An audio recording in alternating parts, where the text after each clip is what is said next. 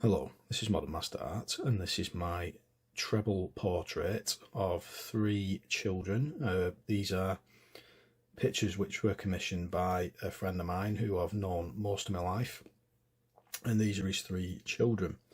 So what I didn't put in at the beginning, because you don't really want to watch it, is I had to measure out sections. So for the three heads, I wanted to make sure that there was an even distribution between the portraits and there was enough room for each picture to go on, because what you don't want is for there to be three portraits and having one which dominates the picture and then having to squeeze the other two in and not having enough room.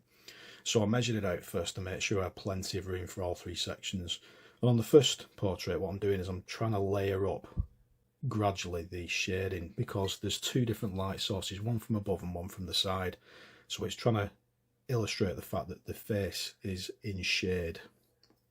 And what you tend to end up doing is you end up doing it very lightly at first, because you don't have anything to compare it to on a background. So when you're drawing it, it looks really light. So every time you do something that should be darker, it is always very light at first.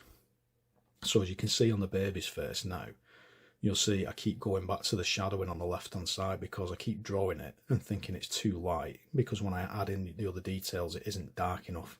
So you see it gradually, the shadowing becomes darker, because even on the baby's face, as you see it on the left hand side, there is a slight light source just to the left of it. So the very edge isn't darker, it's a little bit lighter towards the edge.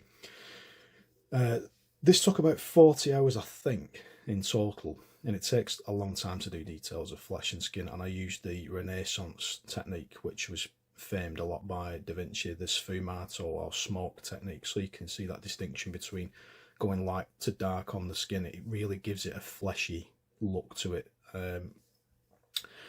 What I did with these pictures is, because they're all blonde, or they are, very light hair, I've done a black or a darker colour background, because it really helps the detail on the hair pop, and it really helps the shadows to stand out on all the features and the skin.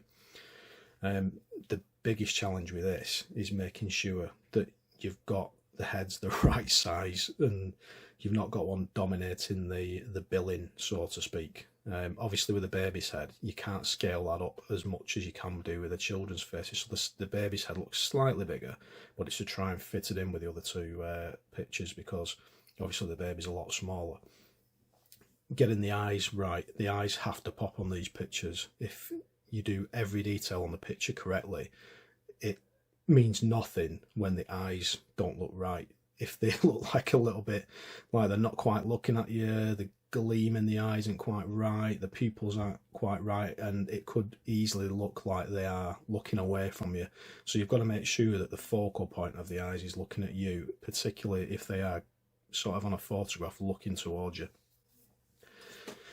So finishing off this now, you see I go back to the details on some of the other pictures just to tie in the shadowing and the shading and the detail. So even though I'm finishing one head off, you'll see I'll go back to the baby and I'm sort of darkening the shading between the shoulders and the clothing. And that is the picture completed. Just showing you some of the close-up detail there so you can appreciate the effort that went into it. Thank you very much for watching. Please like, share and subscribe as always to Modern Master Art on YouTube, Instagram and Facebook, and shock horror, I think I might be going on to TikTok, because I've been told that's the place to be, so I might well be starting up on there as well.